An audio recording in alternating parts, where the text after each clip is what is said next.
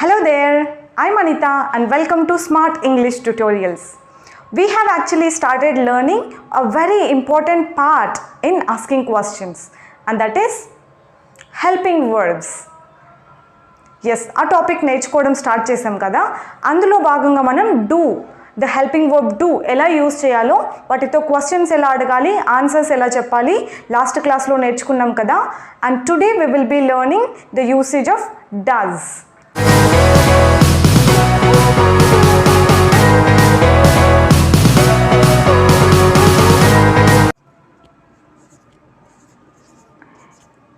ఎప్పుడు యూస్ చేస్తాం డస్ అని అంటే, మనం డూని ఎలాగైతే రెగ్యులర్గా చేసే పనుల గురించి, రోజు చేసే పనుల గురించి, అలాగే హ్యాబిట్స్ గురించి అడగడానికి డూ యూస్ చేస్తాం కదా, అలాగే డస్ కూడా ఓకే రెగ్యులర్గా రొటీన్గా హ్యాబిట్స్ గురించి తెలుసుకోవడానికి యూస్ చేస్తాం. కానీ డూని డూ యూ, డూ దే అన్న ప్రొనౌన్స్తో యూస్ చేస్తాం, అవునా? అలాగే డస్ని does she and does he and does it ఈ ప్రొనౌన్స్ తోటి యూస్ చేయాలి. ఓకే, మనం నీ గురించి తెలుసుకునేటప్పుడు డూ యూ అని క్వశ్చన్ అడిగినట్టు, నేను వేరే వాళ్ళ గురించి తెలుసుకోవడానికి, అది కూడా సింగులర్ హీ షీ వాళ్ళ గురించి తెలుసుకోవడానికి డస్ షీ డస్ హీ అనేసి క్వశ్చన్స్ అడుగుతామన్నమాట. This is where people get lot of confusion. Okay, చాలా కన్ఫ్యూజ్ అవుతూ ఉంటారు. ఇక్కడ జాగ్రత్తగా అబ్జర్వ్ చేయండి. డూని మీ గురించి తెలుసుకునేటప్పుడు, లేదంటే వాళ్ళ గురించి తెలుసుకునేటప్పుడు ఎలా do you, do they, okay ఇలా డూని యూస్ చేస్తాం. డస్ని ఎలా యూస్ చేస్తాం?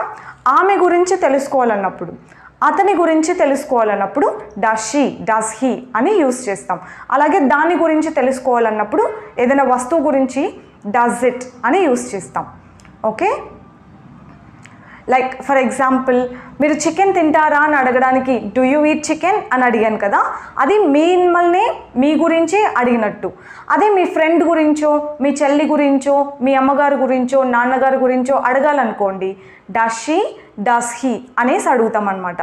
మీ అమ్మగారు దేవుని నమ్ముతారా అని అడగాలంటే does your mother believe in God, your mother ప్లేస్లో she, does she believe in God,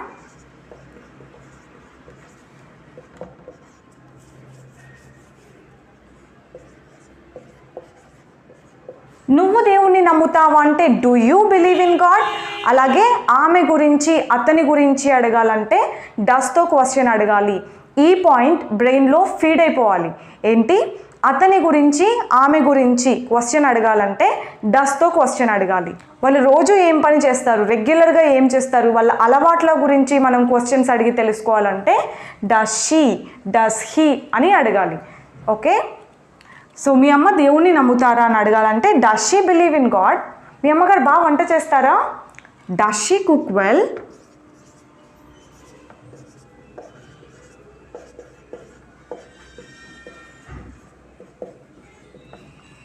మీ నాన్నగారు నీకు పాకెట్ మనీ ఇస్తారా, ఇస్తారా అని అడిగాను. ఎప్పుడు ఇస్తారా అని, నిన్న, ఈరోజు, రేపు కాదు కదా, మామూలుగా రెగ్యులర్గా రొటీన్గా. ఈ పాయింట్స్ మీకు అలవాటు అయిపోవాలి. డూ డస్ ఎప్పటి గురించి అడుగుతున్నట్టు, రొటీన్గా రెగ్యులర్గా చేసే పనుల గురించి అడుగుతున్నట్టు. సో మీ నాన్న మీకు పాకెట్ మనీ ఇస్తారా? Does your father give you pocket money, does he give you pocket money.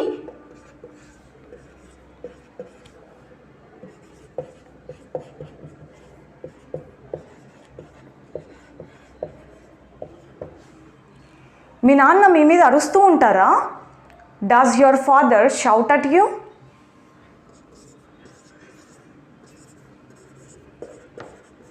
Does your father shout at you?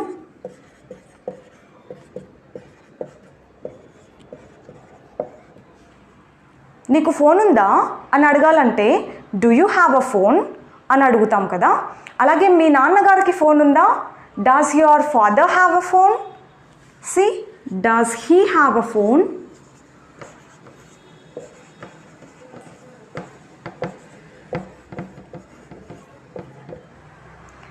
డూని డస్ని ఇలా యూస్ చేస్తాం. వీటి యూసేజ్ ఇది అని lot of people don't even know that. So ఎలా వస్తే అలా అడిగేస్తూ ఉంటారు questions. From today on you should be asking questions in a perfect way. Okay, పర్ఫెక్ట్గా క్వశ్చన్స్ అడగడం ఈ రోజు నుంచే వచ్చేయాలి మీకు. Alright, another question. మీ అమ్మ సీరియల్స్ చూస్తారా? Does your mother watch serials? Does she watch serials?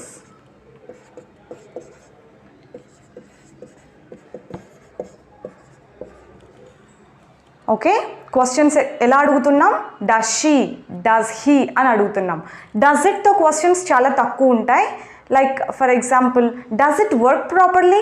Like fan, phone ఏదైనా ఉందనుకో, అది బాగా పనిచేస్తుందా, లేకపోతే అది పనిచేస్తుందా అని అడగాలంటే does it work, does it work, ఇలా చాలా తక్కువ ఉంటాయన్నమాట. డస్ ఇట్తో ఎక్కువ most of the times does she, does he అని అడుగుతాం. అలాగే వీటితో ఆన్సర్స్ చేయడం కొంచెం ట్రిక్కీ. అనదర్ ట్రిక్ ఏంటంటే ఆన్సర్స్ ఎప్పుడు కూడా కొంచెం డిఫరెంట్గా చేస్తాం. నెగటివ్ ఆన్సర్ కూడా డిఫరెంట్గా ఉంటుంది. Now let's see how to answer these questions. And now let's see how to answer these questions. డస్తో ఎవరైనా క్వశ్చన్స్ అడిగితే ఆన్సర్ ఎలా చెప్పాలి, నెగటివ్ ఆన్సర్ ఎలా చెప్పాలో ఇప్పుడు చూద్దాం. ఏంటి పాజిటివ్ ఆన్సర్, నెగటివ్ ఆన్సర్ అని అంటే, పాజిటివ్ ఆన్సర్ అంటే ఎస్ అని చెప్పేది పాజిటివ్ ఆన్సర్, నో అని చెప్పేది నెగటివ్ ఆన్సర్ అవుతుంది.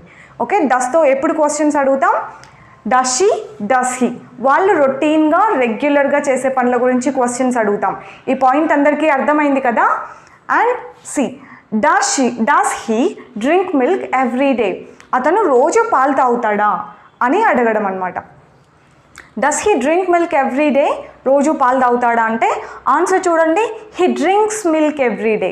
ఎలా వచ్చింది ఆన్సర్? ఎస్ ఫామ్తో వస్తుందన్నమాట. డస్తో ఎప్పుడు క్వశ్చన్ అడిగినా ఆన్సర్ ఎస్ ఫామ్తో వస్తుంది. అంటే drink, drinks, eat, eats, go, goes, believe, believes, come, comes, ఇలా V5 ఫామ్ అంటాం దాన్ని. వర్బ్స్లో V1, V2, V3, V4, V5 ఇలా వర్బ్ ఫామ్స్ 5 ఉన్నాయి కదా. మనం డస్తో ఎవరైనా క్వశ్చన్స్ అడిగితే ఆన్సర్ చెప్పేటప్పుడు V5 ఫామ్తో చెప్పాలి.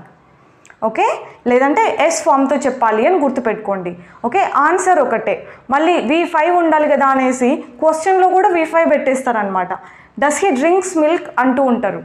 So you should not be making the mistakes. ఇప్పుడే జాగ్రత్తగా అబ్జర్వ్ చేస్తే అన్నీ వచ్చేస్తాయి. He drinks milk every day, ఆన్సర్లో మాత్రమే ఎస్ ఫామ్ పెట్టి ఆన్సర్ చేస్తున్నాం. మళ్ళీ తాగడు, రోజు తాగడు అని చెప్పాలంటే he doesn't drink milk every day. C, doesn't మళ్ళీ ఏమొచ్చింది? డ్రింక్ అనే వచ్చిందనమాట. మనం వర్బ్ ఎక్కడ చేంజ్ చేస్తున్నాం? ఓన్లీ ఆన్సర్లో మాత్రమే చేంజ్ చేస్తున్నాం. అది కూడా పాజిటివ్ ఆన్సర్లో మాత్రమే చేంజ్ చేస్తున్నాం. నెగటివ్ ఆన్సర్లో మళ్ళీ డ్రింక్ అనే వచ్చింది. ఒక ఈజీ పాయింట్ గుర్తుపెట్టుకోండి ఏంటంటే, డస్ ఎక్కడ వస్తే అక్కడ మామూలుగా V1 వచ్చేస్తుంది, V5 రాదు. సి, డస్ ఉంది కదా V1, డస్ ఉంది కదా V1 వస్తుంది అనమాట. ఆన్సర్లో ఒకటే మనం V5కి ఖచ్చితంగా చేంజ్ చేయాల్సిందే వర్బ్ని. And next, does he watch movies? అతను మూవీస్ చూస్తూ ఉంటాడా అని అర్థం. Yeah, he watches movies. See, watch ఏమైంది? వాచెస్. V5 ఫామ్ ఏంటి? వాచెస్. He watches movies.